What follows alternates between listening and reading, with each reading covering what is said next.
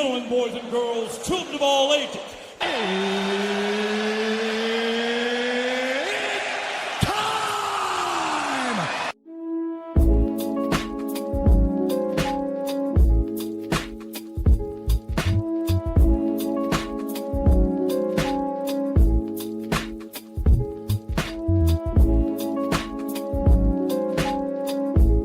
Hello there, everyone.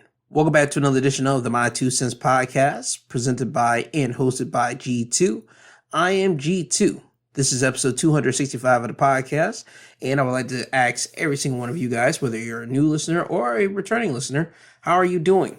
I'm hoping everyone had a good to great to even lovely week as we are closing out January 2026 and as we're entering into February, which is the month of Black History Month and also Valentine's Month. I'm hoping that everyone had a great January. If not, I'm hoping that February will be a wonderful month for you guys, and hopefully that will be the best foot forward as we continue into 2026.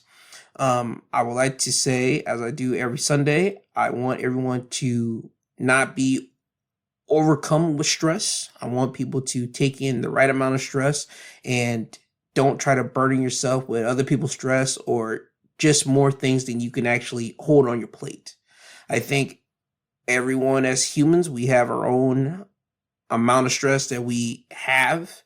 And I think that we should know how to manage that in a way that we do not try to decrease our mental health.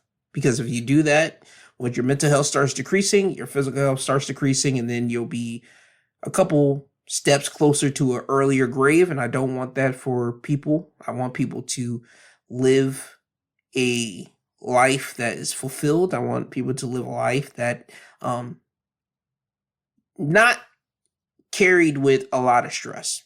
Just the right amount of stress that you're able to handle, and then whatever else is left, guess what? You will sort that out throughout the rest of the week. That's what I want people to understand, and that's what I want people to do. So, I want to say this again.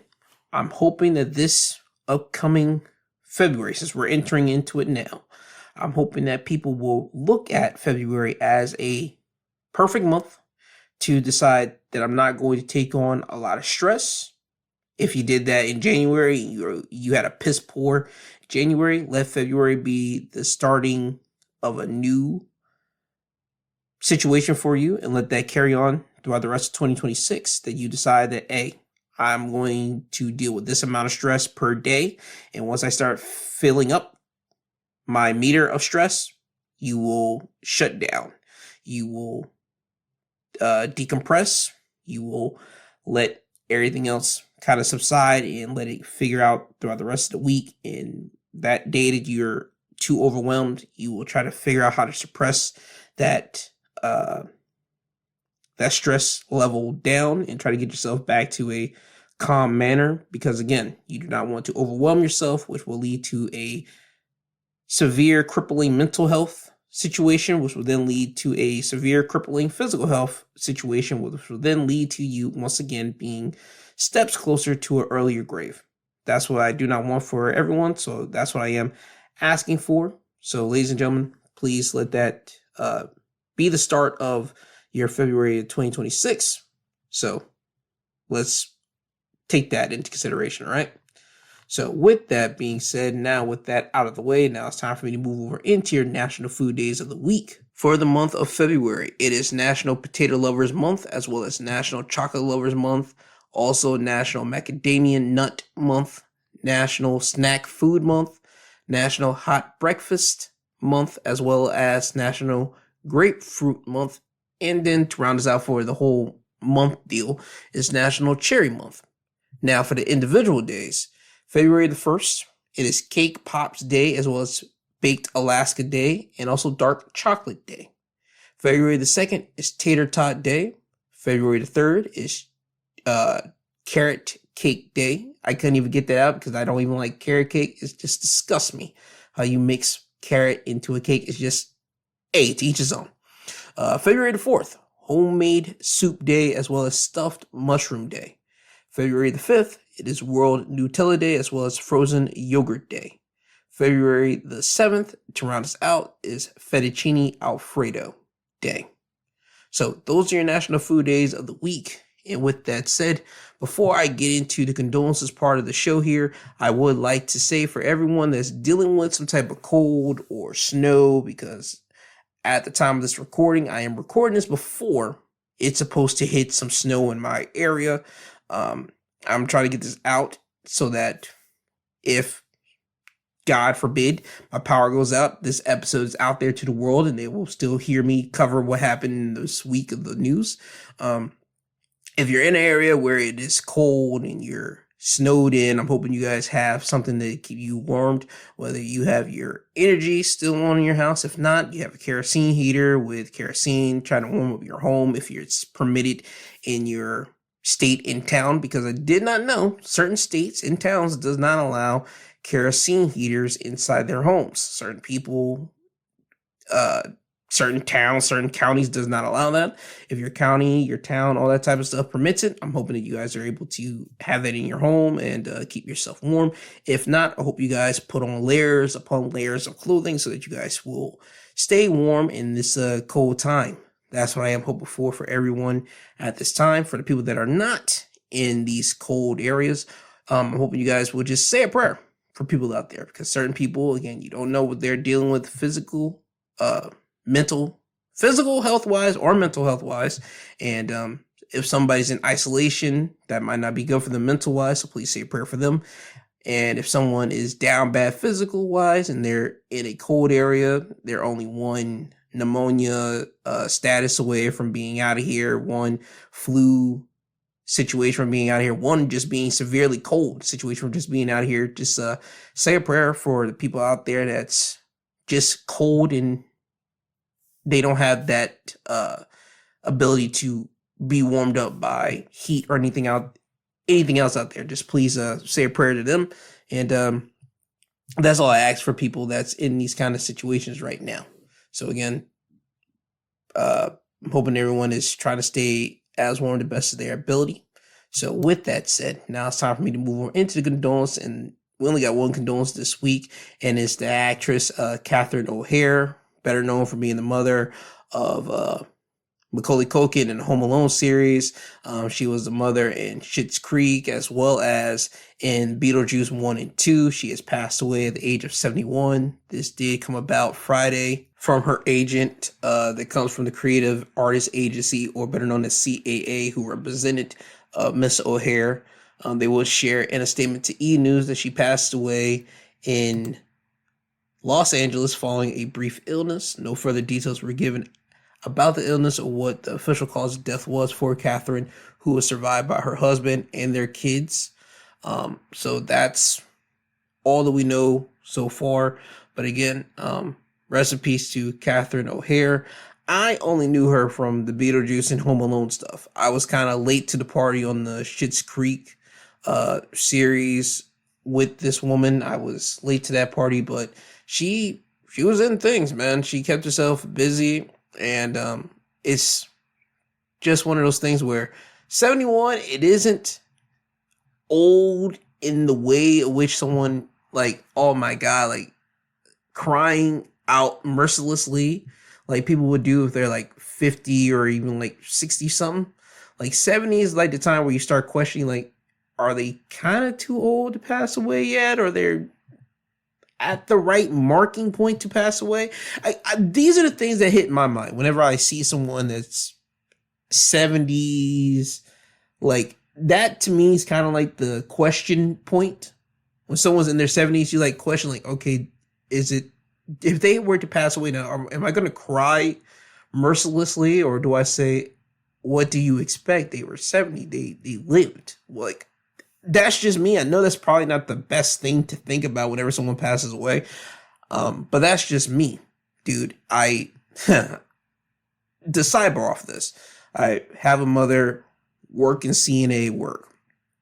She has worked in hospice. She has had a life where she literally went and seen people take their last breath and all this and all that. And she had a wide age range from people. So I'm not certain if my thoughts on people the age and how old they are when they pass, that kind of morphs off of my mom's whole field and the way when she would talk about these type of things that I grabbed onto when I was a kid and even as a teenager. I'm not certain if that kind of stick to my head or not, but that's just me. So I don't mean to take away from the sadness of someone passing away. It is sad. She was 71, but she did live a life in Hollywood. She got to be around spectacular people. I mean, Hollywood right now is kind of mourning the loss of Miss O'Hare. So once again, send condolences to the husband and children of Miss O'Hare, and also send condolences to the people that work with Miss O'Hare in those Hollywood studios, in those in the film and in the TV industry, because again, they were able to be around her. They probably learned from her, and then again, she probably made an impact on their life as well. So again, just say your love and condolences, and send your prayers out to everyone that was affected by her. Okay. So with that, that's all the condolences out of Hollywood, and that's all the condolences that I have for you guys for today's episode. Now, with that being said, now it's time to move over into the news that happened this week. And you know what time it is. I got to talk about government news because boy, oh boy, this regime is constantly moving. So before I do that, let me give my usual little speech that I do. The thoughts and opinions that you're about to hear comes directly from G2. Nobody else. This is not an agenda-based pushing Republican or Democratic podcast. This is just G2's thoughts and opinions just floating out here. That's all I got for you guys, because again, I do not represent no political party, because I think all of it's one big smoke and mirror game. There's people behind the scenes that's kind of controlling things. That's how I feel truly, but hey, it is what it is. So that's what I would like to say first and foremost before I get into everything. So with that out the way, let's jump right into it. Don Lemon was arrested, but he has been released from custody after he was arrested for quote unquote being a part of that whole church protest that happened a couple weeks ago. It has been written that independent journalist Don Lemon was arrested without bail from court on Friday after his first appearance following his arrest by federal agents for his presence at an anti-ICE protest at a church in St. Paul, Minnesota earlier this month. Lemon and others face charges under two federal statutes: conspiracy to deprive rights and violating the Freedom of Access to Clinical Entrances Act, which in parts prevents one from interfering with someone's First Amendment right of religious freedom. While the government filed the case in Minnesota, Lemon was arrested in Los Angeles as he prepared to cover Sunday's Grammy Awards. So that's what happened there. And per the condition of his release, Lemon cannot contact any victims, witnesses, or other defendants in the case. He received permission to go on a planned trip to France in June on the condition it doesn't interfere with his upcoming hearings in Minnesota. Additional international travel will also require permission from the court. Lemon's next court date will also be on February the 9th. So that's what's going on there. That is stupid. It's completely dumb. For people that don't know, I'm not going to say you've been living under a rock, but if you haven't been paying attention to the news, Minnesota has been kind of been on fire for the last, I'll give it a month, almost a month. Starting off with the death and killing of Renee Good, then moving over to last week where you had the death of Alex Pretti. It's just been a thing down there in Minnesota right now. And with the death of Renee Good, you had people going into a church, I want to say the week after that killing happened. And the premise of it was the pastor or someone in his pew, which is the people that works with him, his right hand, left hand, someone in his situation, right? It was alleged that someone up there was in ICE. And ICE, again, it was the agency that killed Renee Good. So people didn't like that. They went into that church. It was caused a little bit of disruption. I don't think no one got physically hurt. I think it was just people just shouting a couple things inside the church. And that's disrupting, they would say, people's right to celebrate religion and religious freedom. So there you go with that. Don Lemon, he has said that he was just there to document what was happening. He was not there to take charge or take in that whole the whole interrupting of people worshiping in a church. So Don Lemon is a reporter, dog. He's a legit journalist. He's not there to run amok. He's not there trying to do any of that. He's just there to literally document what's been going on. And with him being an independent journalist, he has no big network like a CNN that he got released from, or an ABC, CBS, or even the news network that Chris Cuomo is on, like that even industry to kind of like back him in this. He's literally just by himself. If he was an ABC, CBS, NBC, all that, I think he would have never ever gotten arrested, because you have those big agencies that will be able to back him and say, nah, he wasn't there to take charge or put in that whole demonstration that was going on. He was just there to just document what was going down. But since he is an independent guy and he's by himself, it's kind of free reign for the police or this government to look at Don Lemon and just nab him up and say, oh, he was a part of them because of video that was taken and all that. I think it's dumb. When you have a certified journalist like Don Lemon at an event, just know that he's there to document it. He's not there to take part in it. He's going to give his opinions on a video later, or a tweet later, or an Instagram post later about it, whether he supported the movement or wasn't too kind of the movement. That's what he'll do with that, but he's not going to be there just doing that. You know, understand?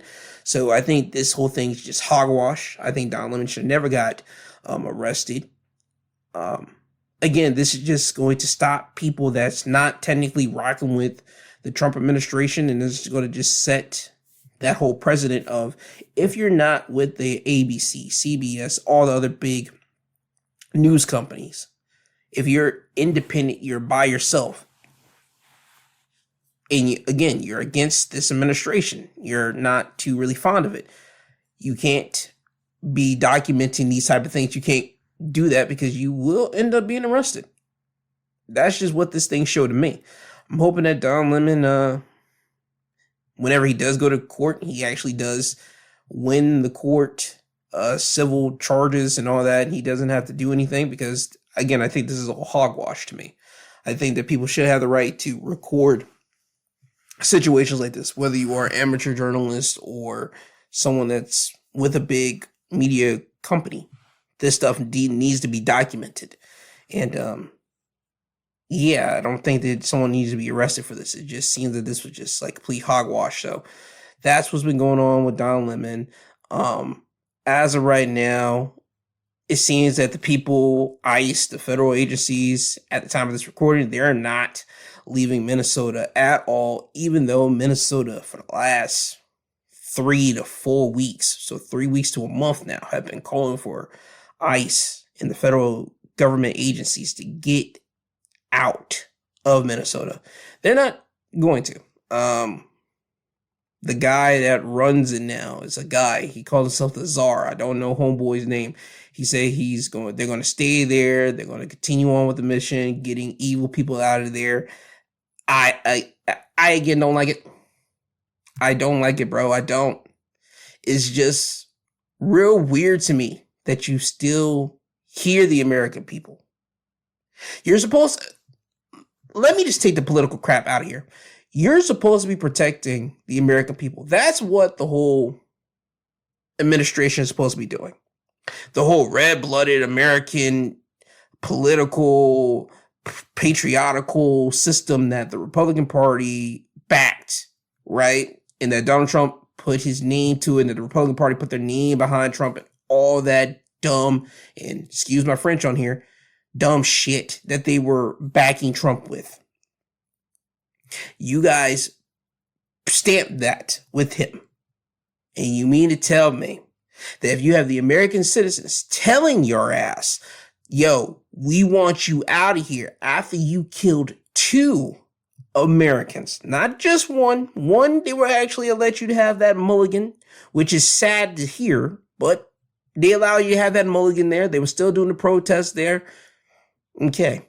The second one, they're now calling now. This is now a calling card that the people are saying, yo, get out of here, because we are feeling petrified of you all. What are you guys continuously still doing here after you killed two of us now, two Americans on American soil? And what is this government and this agency supposed to be doing? They're supposed to be protecting the American people. But you're not. You're killing them. You're killing them right dead in everybody's face. So I don't understand what it is here. I don't understand it at all. I don't. But I digress from that. I want to read you something here that still continue on in the whole killing process of what I was saying. The Hill will write up about Shapiro suggesting strong case to be made in Minnesota for voluntary manslaughter. The Pennsylvania governor, Josh Shapiro, said Thursday there's a very strong case to charge the Custom and Border Protection who shot Alex Pretti multiple times on Saturday with voluntary manslaughter. He will say at an event, I see a case that requires a state investigation. It requires a state determination as to whether prosecution is warranted. I would argue, based on the publicly available evidence, that you could make a very strong case for voluntary manslaughter against the federal official who pulled the trigger multiple times. Video of the incident shows Pretti recording immigration officials before attempting to assist a woman whom one agent had pushed to the ground. At that point, he was shoved down himself and surrounded by officers when one appeared to disarm him before another one fired multiple rounds at the 37-year-old. So, once again, he's just basically saying that, yo, that state has a chance to charge said ICE agent with voluntary manslaughter for the death of Alex Pretti. And I think they can do the same thing with Renee Good, but I think they're not going to do that because, again, Renee Good, she was in a vehicle and now kind of be the crux of that whole case. She was in a weapon because they would consider a car a weapon, which it is, but she wasn't trying to run over no ICE agent, but that'll be something that the prosecution would have to really sell. And I don't think they want to take that as a loss on there. So they're not going to look into the Renee Good one, which is a sad shame. It's just me being honest with you guys. The Alex Pretti one, that's really cut and dry right there in front of your face. He was, once again, if you see the video, he was getting sprayed. He had his hand up to the officer, the ICE agent, not officer, but an agent. Dumbass agent, might I add. Hand up in the air, making sure that he doesn't get sprayed, had his back turned away from the agent, trying to help a woman up as she was down, about to hit the snow. He's trying to help her up as the agent is still spraying him. Other agents are around watching this. The agent that is spraying Pretti pushes both Pretti and the woman down, and now you get the ICE agents come around. And again, they show it in the video. They surround homeboy as he's on the ground. He's like hunched up like a turtle.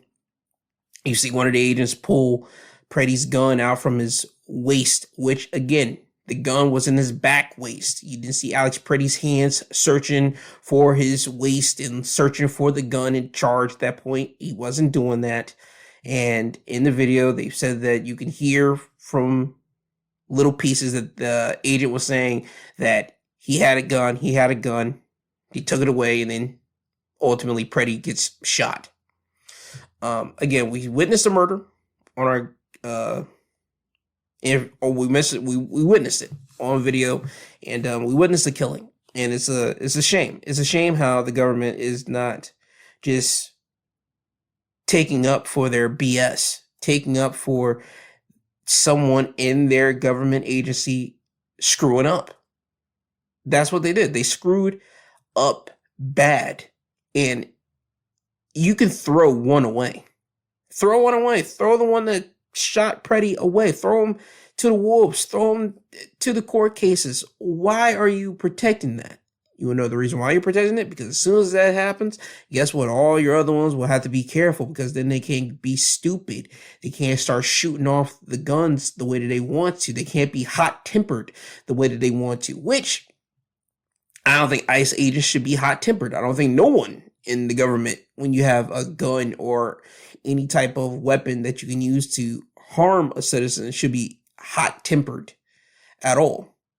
Sidebar, I don't like how the government, days after Pretti passed away, they found video of Pretti, whether it be 11 days ago, I believe, or a couple days before he ended up ultimately meeting his demise, was being confrontational with the nice agent, yelling at him. He even spit at him, I believe. I don't see spit coming out, but you can make the judgment and make the argument that he probably just spit at him because he hit the head nod back, and then he lunged with the head. And when someone does that, you would think that they spit on him, but I digress. The ICE agent gets into the vehicle. Looks like he's on the passenger side. The car starts driving. Pretti kicks the back headlight out. And when they show that video, they're trying to already showcase that Alex Pretti wasn't there mentally. He was an upset individual. All the stuff to make it turn the public on Alex Pretti and the support that people have for Mr. Pretti. Let me say this, that is not going to work.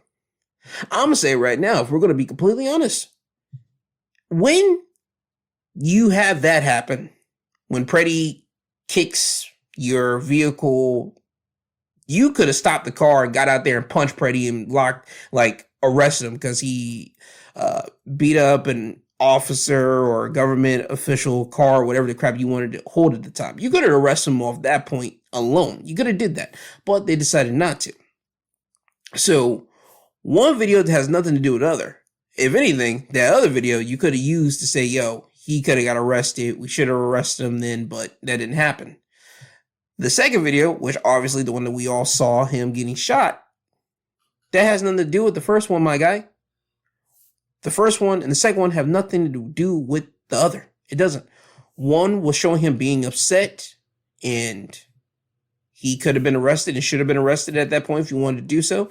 The other one was him protecting someone and putting his hands up, not showing active violence, and he ended up dying for not showing an act of violence. So, again, your way of trying to make the people turn on Alex Pretti, it doesn't jive with me. It doesn't at all. So again, I'm hoping that, long story less long, no one falls for it. I'm hoping that the people constantly push pressure on the necks of the Trump administration to get them the hell up out of Minnesota, to get them the hell up out of all the other states that ICE is around in the United States. And if they're going to be around, God, get some better training, bro, because you got some real hot-tempered dummies working for you. Real hot-tempered government agents working for you that it shouldn't be the case. It shouldn't be, bro. It shouldn't. But we'll wait and see. And I do hope that Minnesota does get the state investigation, and they are going to looking to prosecute said ICE agent for that killing. Well, for the murder. Well, killing, murder, you get the point. I'm hoping that they do get into that. I really do. Now, moving on for that, now it's time for me to talk about Donald Trump himself. Donald Trump and his Trump administration, they have decided to release more Epstein files, and this comes from AFP. They will say the Justice Department began releasing millions of new pages on Friday from the Jeffrey Epstein, files, along with photos and videos adding fuel to the politically explosive case that has dogged President Donald Trump. Deputy Attorney General Todd Black said the White House played no role in the review of the extensive files related to the convicted sex offender, a once close friend of Trump. They did not tell this department how to do our review, what to look for, what to redact, what to not redact, Black said at a press conference. Some of the documents being released contain untrue and sensationalist claims about the 79-year-old president submitted to the FBI before the 2020 presidential election, he said, but Black, who previously served as Trump's personal lawyer, dismissed suggestions that potentially embarrassing material about the president had been redacted from the more than 3 million documents, 180,000 images, and 2,000 videos being released on Friday. Ladies and gentlemen, I did not get to see any piece of this documentation. I'm pretty sure by the time you're listening to this, your news agencies, your news coverages will be talking about it. Again, my whole thing is I am waiting, and I mean this, I am waiting on the videos and photos of people being nasty at the whole Epstein Islands thing. That's what I'm waiting for. We all got that Jeffrey Epstein was a predator. We got that he was a convicted, sex offender. We already got it. Okay, cool, great. Let's get into, where's the photos, where are the videos at of all these celebrities, all these high profile people that were at Homeboy's Island doing things with some of these women? And again, you don't know if there was any other men there. You get my point. I want to see videos and photos of these situations, of these acts, of these high profile people doing nasty things at Epstein's Island. Because again, we all know people took the jet to Epstein's Island. People know that people were around Jeffrey Epstein. It's not a surprising thing to me. I just want to see the smoking gun. Where is it? I don't got time for all these documentations that people got to read through this, read through that, look through the photo here. Look, you guys know what photo is the one. You guys know what videos are the one. Where they at?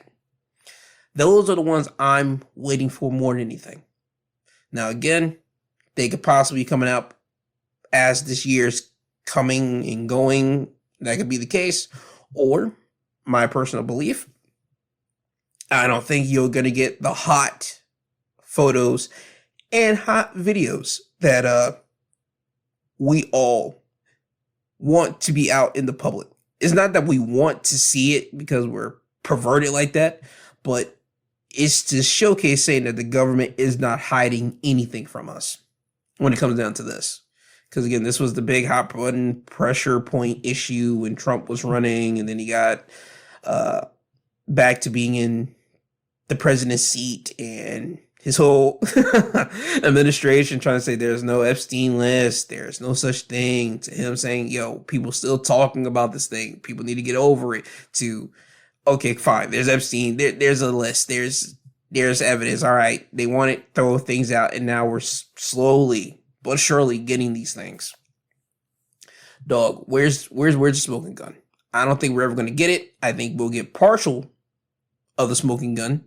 And then we'll probably get some photos probably before 2026 is over of Jeffrey Epstein probably looking in some real compromising positions with some women.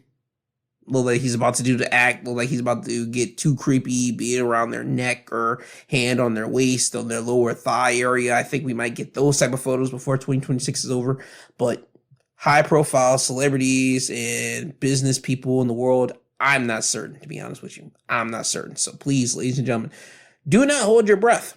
Don't do it. Moving on for that, I have to talk about Donald Trump.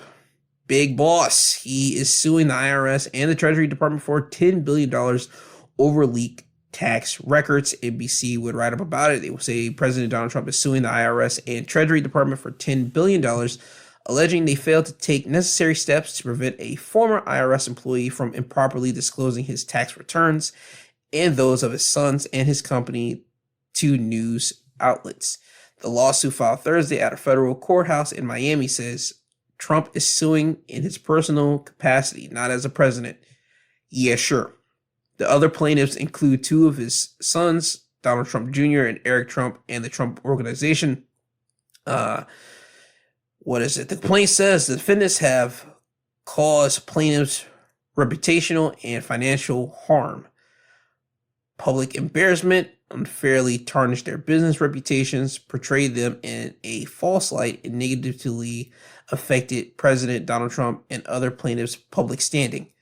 So right there's already a lie. I tell you right there, he is suing in his personal capacity, not as president. But if you're saying that they affected President Donald Trump, so that tells you that he is suing also as a president right there. So again, that's a farce. Just want to throw that out there.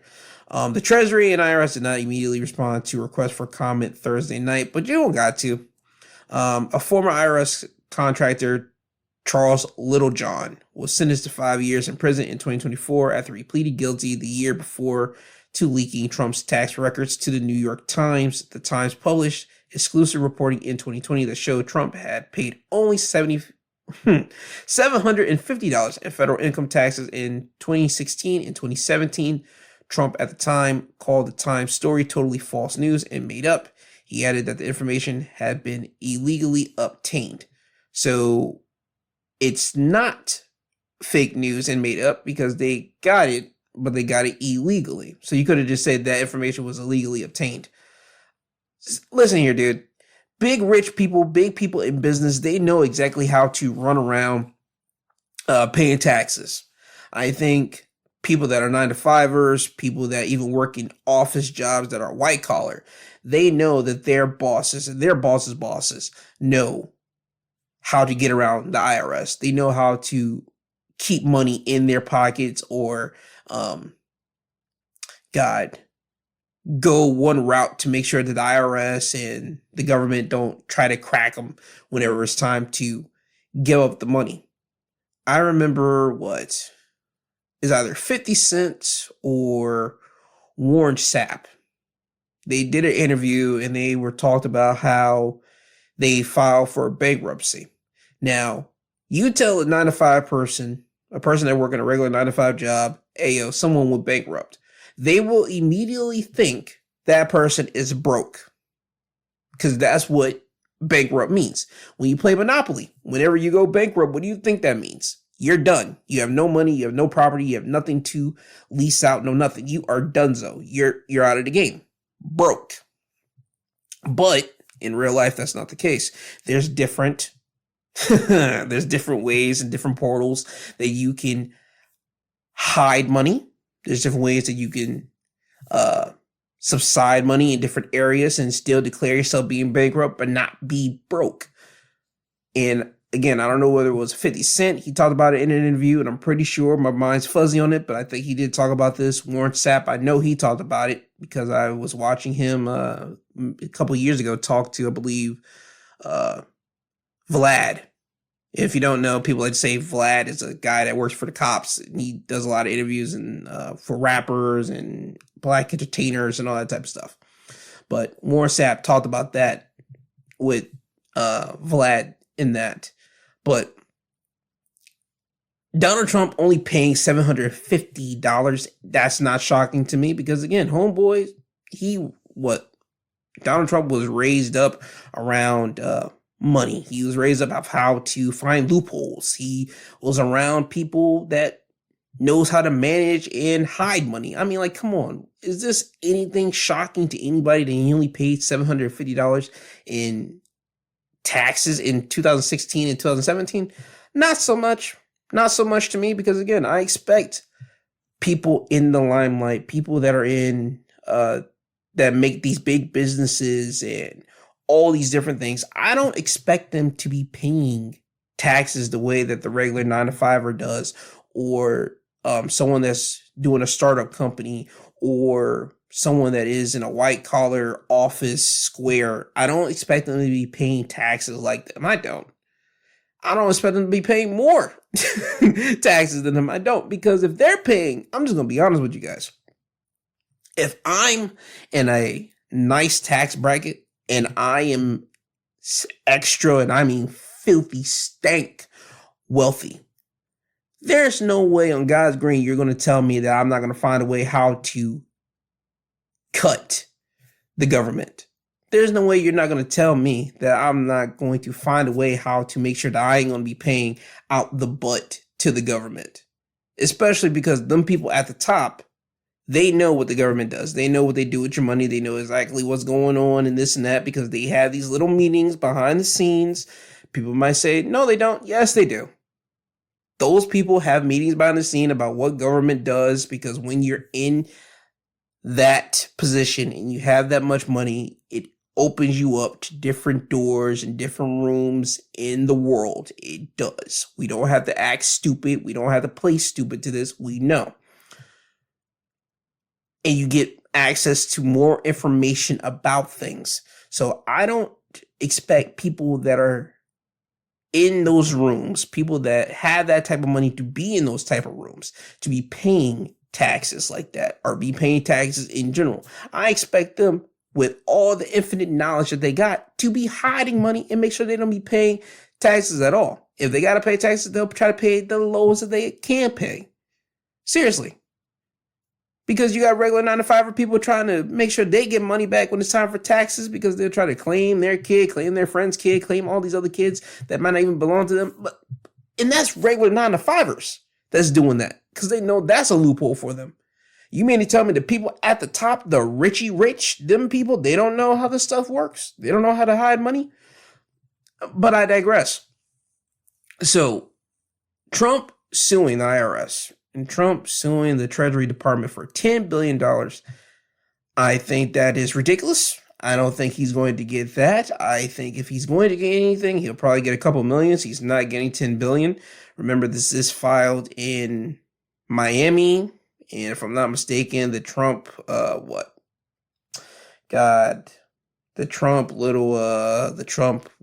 golf course and all that crap that he has over there, that's in Florida. So I can expect Trump to have some people down there in Florida probably looking at this case, probably talking about the case, and they could probably get some things together and figure it out. Because again, I don't think Trump is getting $10 billion.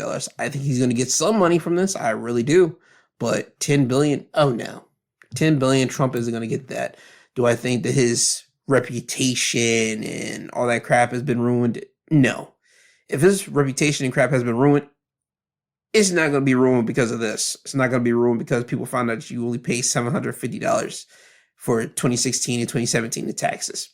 Then your reputation isn't ruined because of that. Your reputation and business crap reputation is tarnished because of you being in the White House, you being the figurehead again for the United States. Let's just make that perfectly clear. But we'll wait and see. We'll wait and see what happens there with the Trumps and his battle against the IRS and Treasury Department.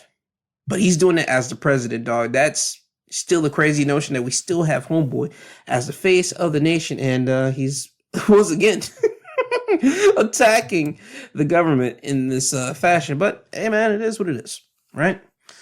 Moving on for that, let's get into an update, and this is an update on Luigi Mangione. We have found out that Luigi Mangione will not face the death penalty. NBC News will write up about it, saying that the judge nixes 2 federal counts. Prosecutors cannot pursue a death sentence against Luigi Mangione in the fatal shooting of the United Healthcare CEO, Brian Thompson. A federal judge ruled Friday, delivering a blow to prosecutors. U.S. District Judge Margaret M. Garnett dismissed 2 of the 4 federal counts against Mangione: murder through use of a firearm, which carries a potential death sentence, and a related firearms offense. So Luigi Mangione will not be facing the death penalty. Congratulations for him. I think if anything else, he still will be facing some years in prison, possibly even life in prison, if I'm not mistaken, more and less than anything. But death penalty off the table. Congratulations for Luigi. If I'm not mistaken, wasn't there someone that tried to get him out of prison with a botch prison break? I'm not mistaken. I don't got the whole thing on my head right now, but I believe it was somebody tried to come in, dress up as something, and he had like a pizza cutter and something else on him. Basically a botched prison break-in, which is stupid. I don't think Luigi had any oh my god, I don't think Luigi had any connection to that guy at all, because I don't think you being in prison, you would tell your homeboy or somebody else to say, hey, yo, come in dressed up like this and carry a pizza cutter and something else on you. That's not what you use. Jesus Christ. So don't add that onto Luigi's jacket. Whoever tried to do that, hey, yo, just put him in jail for a couple of days and let him sit through there and think about what he did and get him out of there, because that was so stupid. But yeah, Luigi Mangione not facing death penalty. Congratulations to him. Again, I'm still going to constantly say this every time a Luigi update comes about. Excuse me. I think it's going to be hard to find a jury that will really go against Luigi. I really do think that, especially once again with this administration that we got now, the way that people already felt about healthcare, insurance providers, and all that type of situation, I think it's going to be really hard. I think Luigi's really going to get away with this. If he doesn't get away with this, I think he'll get some light taps on the hands. I really do think that. I think by the time he has all this wrapped up, the lightest that I think he'll probably get, I mean, the heaviest of the light hand slapping is probably like, 5 years, 6, 7 years, if anything. I don't think he's going to be doing 10 years, 15 years for this if they happen to find him guilty. I don't think that's going to happen. I think, again, Luigi's going to walk away from this, and that's just me, because I don't think you're going to find people in the United States is going to be like, yeah, Luigi should be in jail. Keep him in there and let him let him rot. Nah, G. That ain't happening. So again, we'll wait and see what happens with Luigi. We'll figure out whenever he gets his court case, whenever his court date officially goes about. But yeah, it ain't happening. He ain't to me, again, I don't think he's gonna be going to jail like that. I don't think he's going to be found guilty like that when his court case officially goes about. Moving on with Luigi Mangione, I want to talk about Coco Gauff. It was talked about this week about Coco Gauff being recorded when she thought she was in a private area when she was at the Australian Open. She smashed her racket in frustration because she lost. She lost in the tournament this past Tuesday. She walked off the tennis court. She didn't look pissed when she walked off. She was still cool. She gets to the back. Looks like she goes to a private little spot, and she just starts hamming away at the racket on the ground. And obviously, it gets recorded. Cool. Great. It gets showcased it. And people, you know what? People weren't mad at Coco Gauff. As a matter of fact, people were actually in support of Coco Gauff. Coco Gauff thought that she was actually just in a private moment.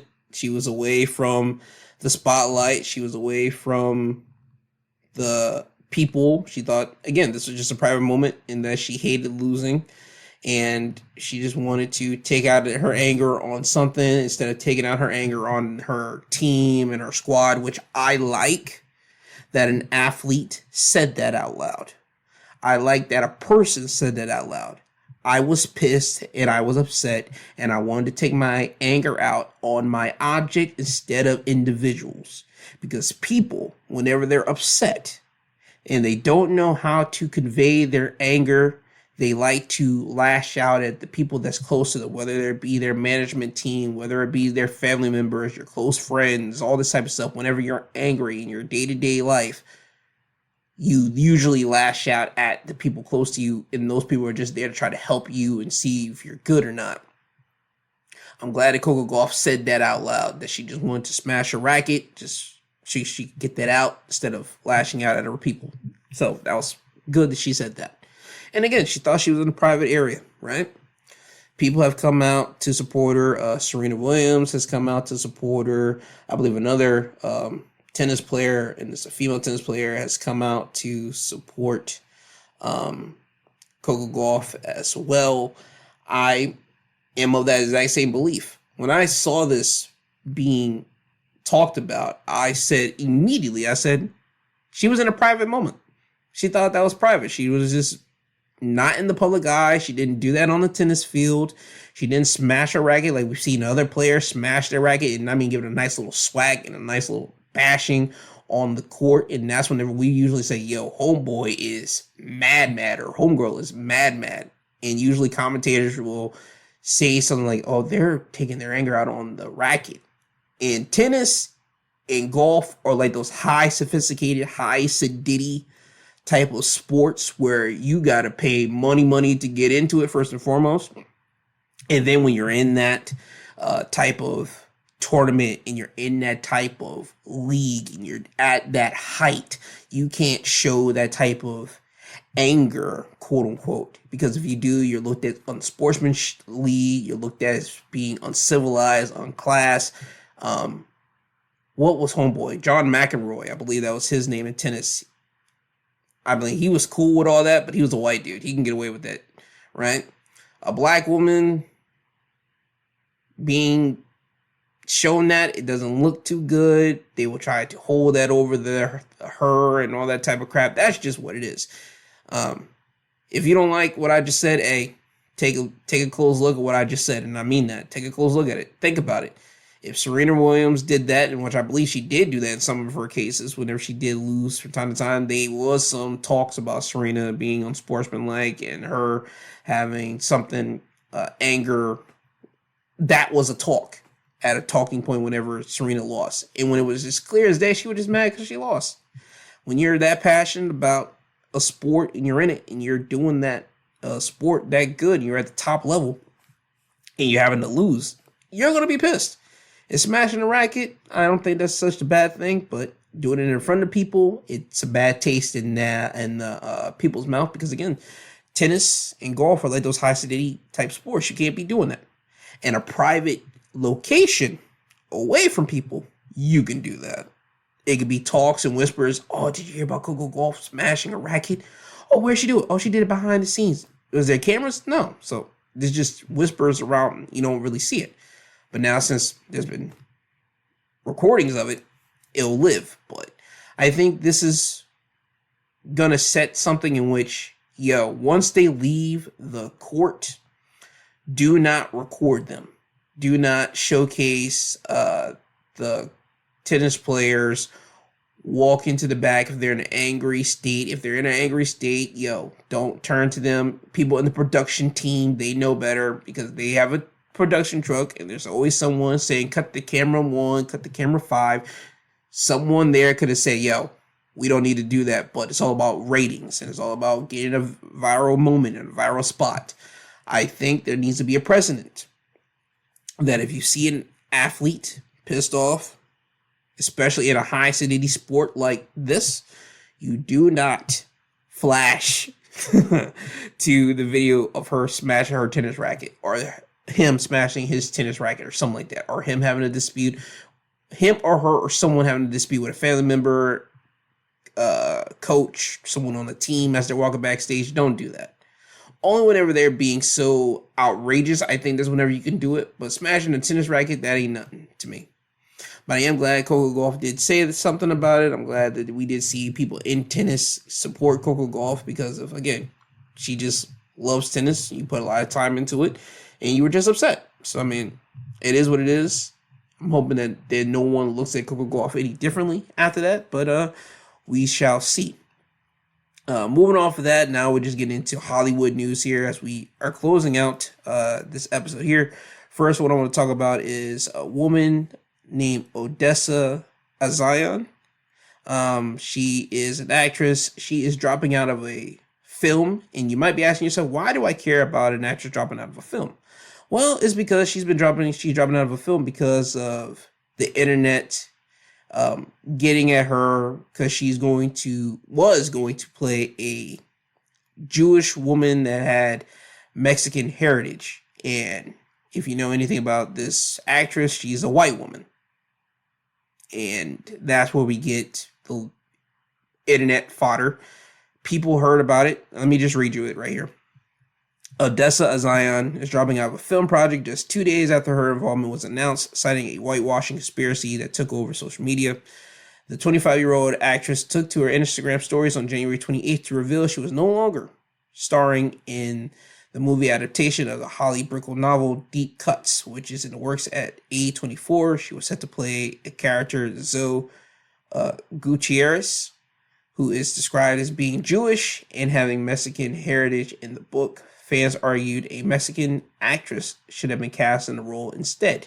She would put, "Guys, I am with all of you, and I'm not doing this movie." She would begin in a series of statements in which she thanked fans for bringing this to my attention, and she says she hadn't read the book before accepting the role, which I can believe because a lot of actresses and a lot of actors, if you're in demand because she was in the Marty Supreme movie, they will just get some scripts and they'll just take it because why not? You're in Hollywood. You're going to take the role just because you like money. You like to be out there in the faces of the people. So she's decided to withdraw because, again, she's a white woman. She doesn't have any Mexican heritage in her. So the reason why I bring this up is I have no problem with the internet doing that in cases like this, because if the book depicts something and you're going to make a movie off of said book, you have to keep something in its original format. You got to at least keep the characters somewhat original from what the book is. You could change the characters a little bit, but it's something like that of the heritage, the ethnicity, something like that, you should keep it the exact same way, because if not, you're going to have people already like saying, nope, we're not watching that. Nope, we're not going to view it because of they changed this person's heritage, they changed this person's orientation, that type of stuff. You do need to keep the same. Some stuff people can have creative liberty. So for this, I'm not mad at the internet doing what they did. They should have went at A24 for this, for getting this woman this role, not at the actress herself, because usually that's what usually happens. The fans or people of the book or people that just hear about this type of result, they usually go after the actress for taking the role, which again, they're an actor, they're an actress, that's part of their job. They take a movie role. I mean, think about it. If Scarface, matter of fact, screw that. Scarface that you know now, you know of Al Pacino Scarface. Al Pacino is a white dude that is playing the role of a, Puerto Rican or Colombian. Think about that. A white dude that is portraying a Puerto Rican or Colombian in Scarface, one of the most highly touted movies in Hollywood that people might say that now is overrated, but say what you want, that is still one of the most classic movies out there. If that movie, or shall we say we put the internet back in that time frame, people would have had a field day. Say, how can you let a white dude portray a Hispanic person? People would have had a field day on that. People would have had a field day if, early 2000s, the Robert Downey Jr. playing a black dude in Tropic Thunder, even though it's a whole parody of Hollywood and making jokes about it, people would have been pissed at seeing Robert Downey Jr. in his portrayal of a white dude portraying a black dude in that Tropic Thunder movie, which Robert Downey Jr. himself has already said, he cannot do something like that again, especially in this climate. He knows it because he was on Joe Rogan thing a couple years ago. And Joe Rogan brought that up to him, and he said, I can't do that. I can't do another role like that again. Can't do that. Even though it's funny. If you haven't seen Tropic Thunder, again, I would suggest you go watch it and just watch it for the hilarity of it. Don't look into the whole literal meaning and all the type of crap. Just watch it for it just being a movie. It's stupid, and it's meant to be that. It's meant to poke fun at Hollywood. But even with that premise, people would have still been pissed off at Robert Downey Jr. for taking that spot. But this right here, I would love for when things like this happen. Don't get at the actor or actress. Get at the studio that cast said people. because the studio are the people that make the scripts or have to decide that they want to turn the book into a movie. So they should know who they want to cast for said character, because they should know what that book, what that thing that they're changing from the book into a film, how it should look, and what the people are going to be looking for, especially the people that actually read the freaking book. So I don't have no problem with the actress dropping out. I'm happy to see she dropped out. I'm sad that she got a lot of backlash from it. I really am. But people in Hollywood, whenever something like this happens again, don't get at the actor or actresses. Get at the studios, because they're the one that makes those decisions.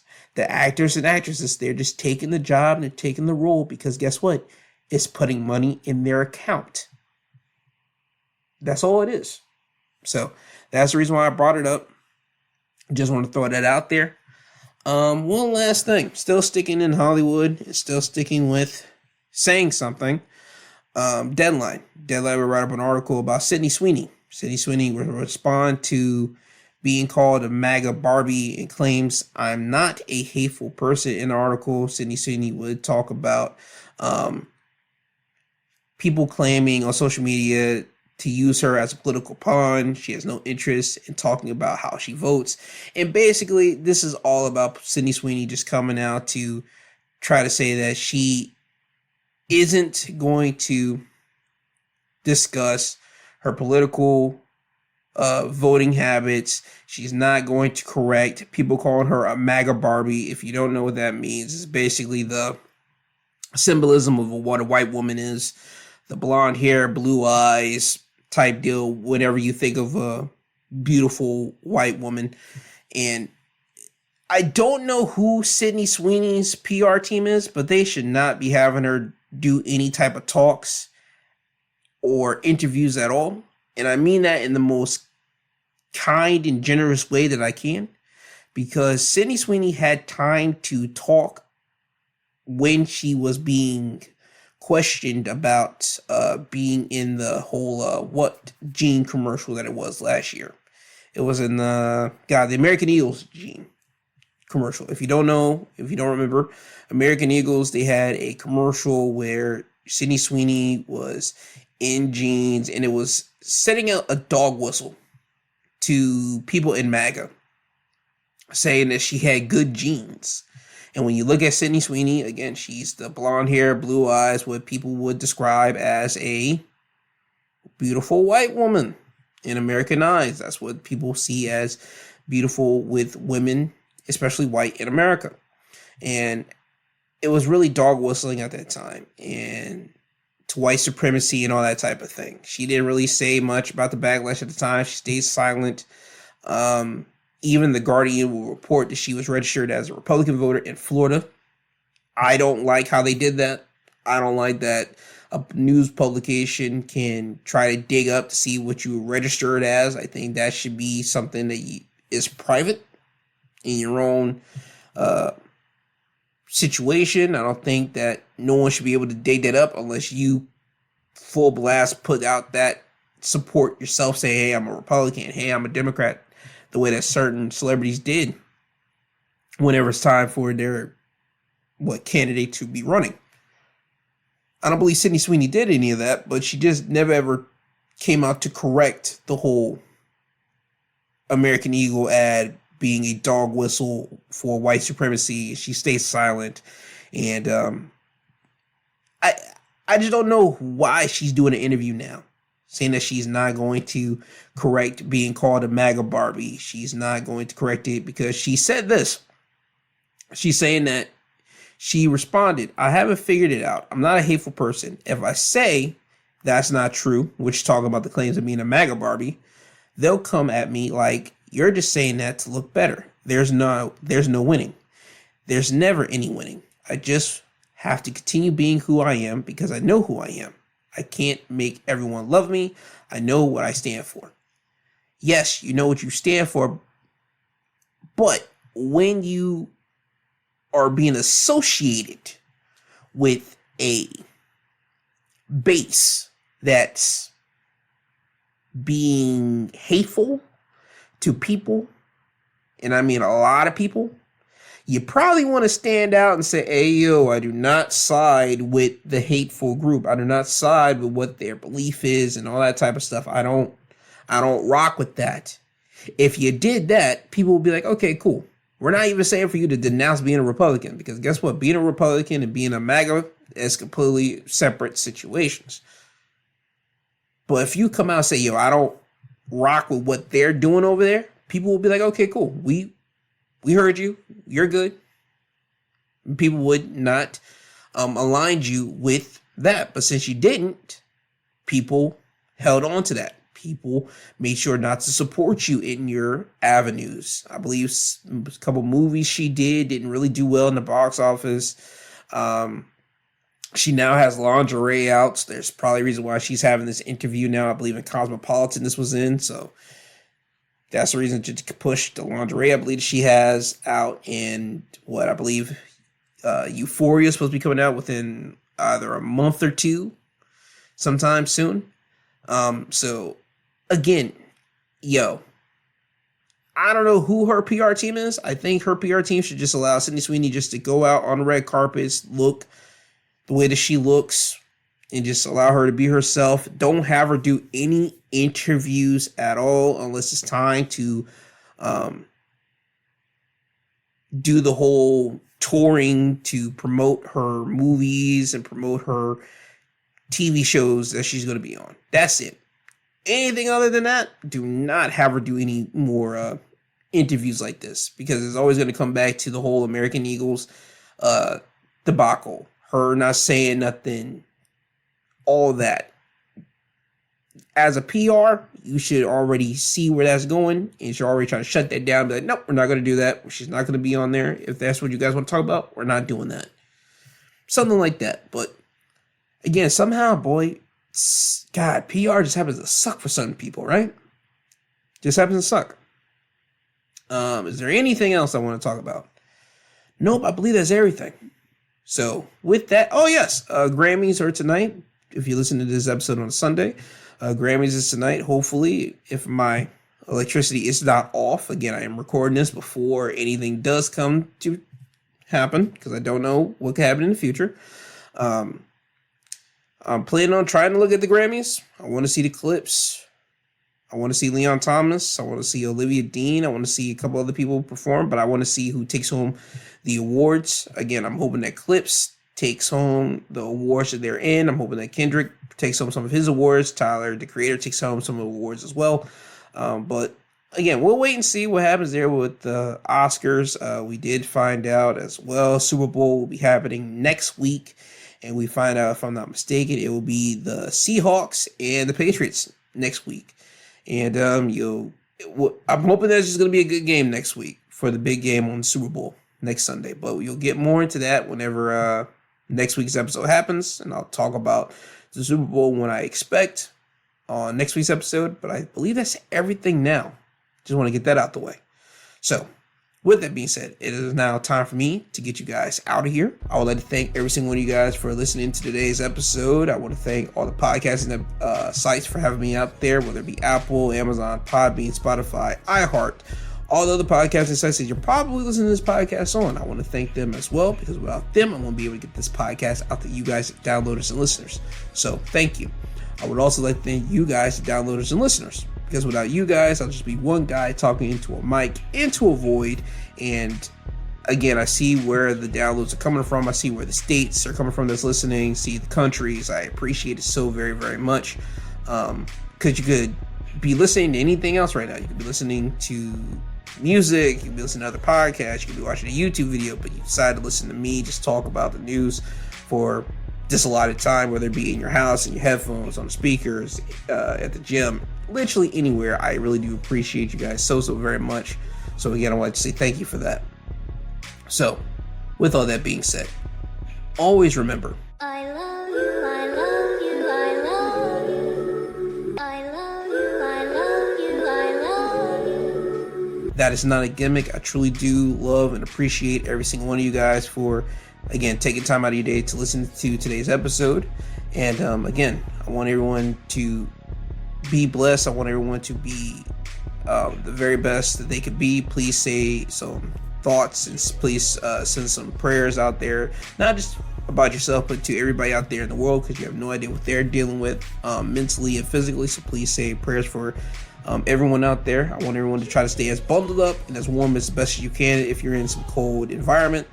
And I believe that's it of that. So you'll hear from me again soon. This has been the My 2 Cents podcast, presented by and hosted by G2. He is I and I am him. This isn't goodbye. This is until you hear from the sweet sounding voice again. And with all that being said, Kanye, could you please take these people home? I'm tired, you tired, Jesus wept.